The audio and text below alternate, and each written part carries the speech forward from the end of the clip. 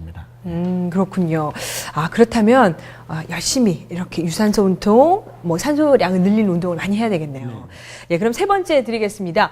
예로부터 폐병에는 잘 먹어야 된다고 했으니까 육류 그리고 그 기름진 지방질 음식 거기에다가 많은 분들이 개고기까지 먹으면 좋다라고 하는데 맞습니까? OX. X입니다. 예. 네. 우리 예전에 못 살 때는 못 먹어서 폐결핵 같은 질환이 많이 걸렸습니다. 그래서 그때 영양 보충용으로 단백질 보충용으로 뭐 우리 게까지 집안에 기르던 게까지 먹었던 그런 시절이 있었는데 우리 암이 걸렸을 때는 이 지방질 음식은 아주 금기가 되겠습니다. 오히려 암의 전이라든지 재발을 도와주는 역할이 되겠습니다. 그러니까 지방질이 면역력에 도움이 되지 않는다라는 말씀이시죠? 면역력에 전혀 도움이 되지 않습니다. 그렇군요. 잘못 알고 있었네요, 저도. 네, 다음 문제 드리겠습니다. 폐암은 조기에 발견하면 수술로 모두 치료할 수 있다. OX 들어주시기 바랍니다. X입니다. X.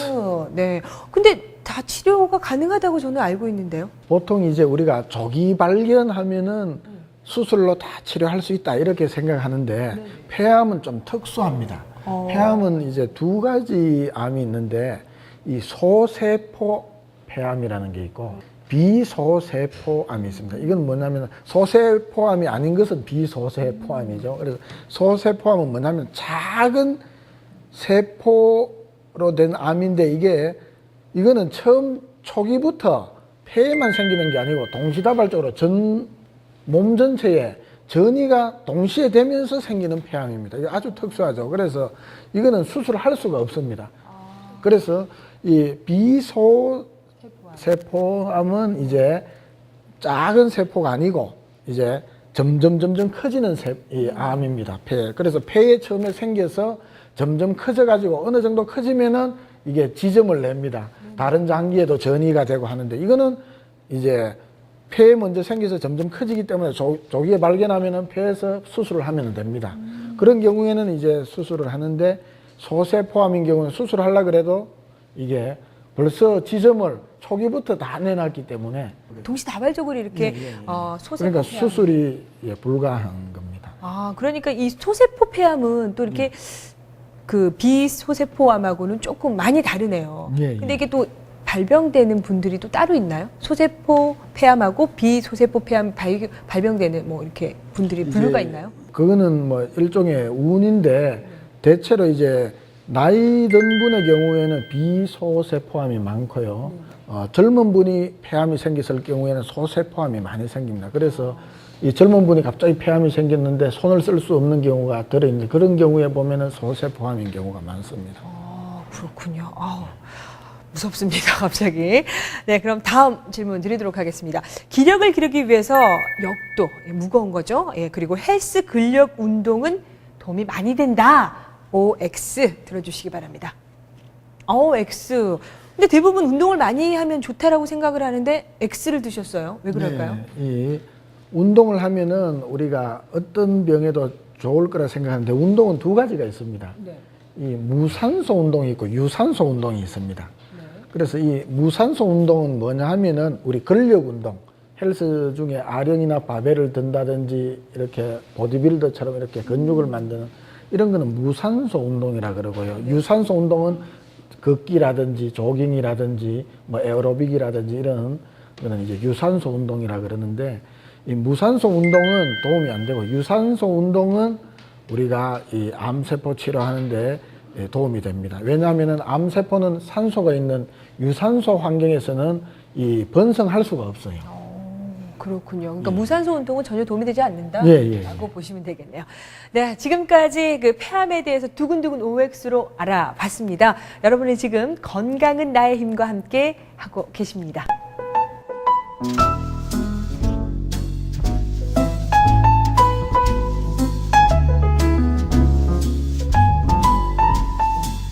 네, 박사님 이제 폐암 치료에 대해서 이야기를 나눠볼 텐데요. 현대 의학적인 방법으로는 그 수술과 항암 치료가 이렇게 제일 먼저 떠오르는 것 같아요. 예. 네, 우리가 조기에는 항상 이 수술을 하고 어떤 암이든지 그리고 이제 초기가 지나면은 이제 뭐 항암 치료를 한다든지 이렇게 되는데, 우리 폐암은 이 소세포 폐암이 있고 비소세포 폐암이 있는데, 거기에 따라 이제 치료 방향이 달라집니다. 소세포 폐암은 이제 성장 속도가 빠르고 전신에 동시에 진행이 되기 때문에, 전이가 되기 때문에, 초기부터 전신으로 전이가 되기 때문에 이 진단한 다음에 대부분 거의 손쓸 틈도 없이 3개월 이내에 사망하는 경우가 대부분이고요. 그 다음에 비소세포, 그래 소세포가 아닌 거, 이런 폐암은 폐에서부터 시작해가지고 점점 커진 다음에 전신으로 전이되는 그런 특징이 있기 때문에 성장 속도도 느리고, 그리고 이제 이런 경우에는 초기에 발견하면 빨리 수술을 할 수가 있습니다. 그래서 비소세포 폐암은 초기 발견 시에는 빨리 수술을 하고, 그 다음에 소세포 폐암은 수술이 안 되기 때문에 이제 바로 항암 치료로 들어가게 됩니다. 그렇군요.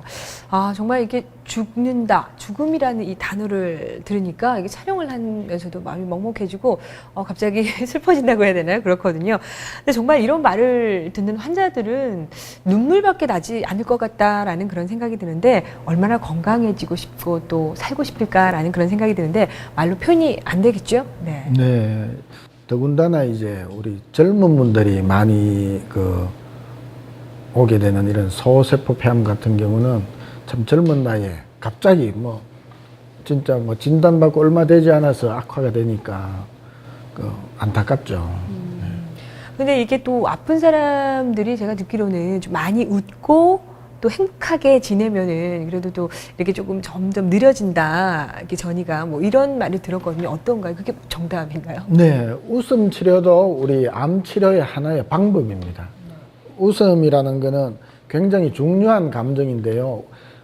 모든 동물 가운데 우리 인간만이 웃음을 가지고 있다는 얘기도 있어요. 웃음을 가지고 있다는 얘기도 있고, 그리고 우리 동의보감에서는 우리 사람이 가진 감정 가운데 스트레스를 없애주는 감정이 바로 웃음이라고 얘기하거든요. 그래서 우리 사람의 감정이 희노, 우사, 비공경, 이렇게 감정이 있거든요. 그래서 분노, 슬픔, 그 다음에 화내는 거, 고민하는 거, 이런 7가지 감정이 있는데, 그 중에 기쁜 웃음, 이것만 스트레스를 주지 않는다고 합니다.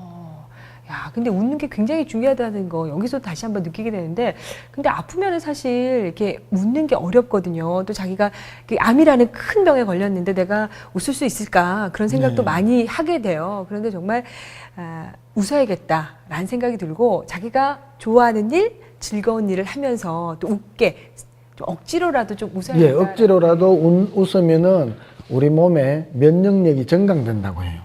그러네. 그래서 웃음 치료를 많이 하나 봐요. 예, 웃음 치료를 많이 하고, 특히 동의보감에서는 우리 이 폐에 암이 걸리면은 우울한 이 감정이 온다고 그래요. 그래서 억지로라도 자꾸 웃는 그런 노력이 필요합니다. 그렇겠네요. 예, 주위에서도 그런 도움이 필요하고요.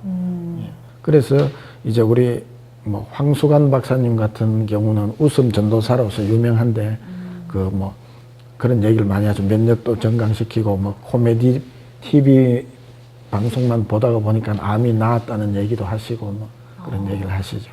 근데 정말 억지로라도 웃으면서 주위 사람들이 많이 또 도움을 줘야겠다라는 생각을 하게 되는데, 정말 여러분들도 아프시지 않더라도, 굳이 병이 들지 않았더라도요, 웃는다라는 거, 억지로라도 웃으면 이 뇌가 알아차리잖아요. 그래서 여러분 집에 계실 때 가족분들 옆에 보시고요, 살짝 웃어주고 옆에 또 보시고 웃어주시길 바라겠습니다.